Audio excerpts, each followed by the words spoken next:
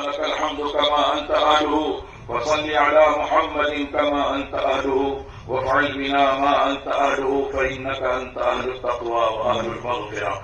اللهم صل على محمد وعلى آل محمد كما صليت على إبراهيم وعلى آل إبراهيم إنك حميد مجيد.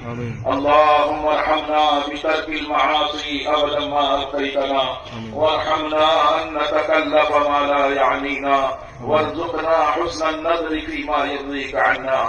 اللهم صل على محمد وعلى آل محمد كما صليت على إبراهيم وعلى آل إبراهيم إنك حميد مجيد.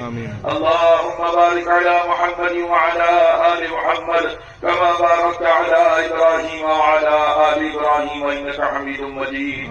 اللهم ربنا لا تؤاخذنا إن نسينا أو أخطأنا، ربنا ولا تحمل علينا إصرا كما حملته على الذين من قبلنا، ربنا ولا تحملنا ما لا طاقة لنا به، واعف عنا واغفر لنا وارحمنا، أنت مولانا فانصرنا على القوم الكافرين. اللهم إنا نستغفرك ونتوب إليك، اللهم إنا نستغفرك ونتوب إليك، اللهم إنا نستغفرك ونتوب إليك.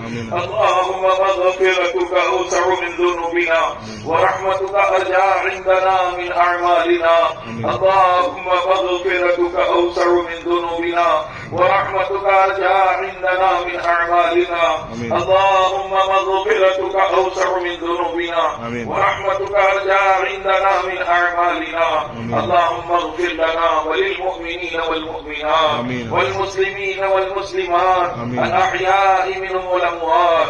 رب اجعلني مقيم الصلاة ومن ذريتي ربنا وتقبل دعاء. ربنا اغفر لي ولوالدي وللمؤمنين يوم يقوم الحساب. رب ارحمهما كما ربياني صغيرا، رب ارحمهما كما ربياني صغيرا، رب ارحمهما كما ربياني صغيرا.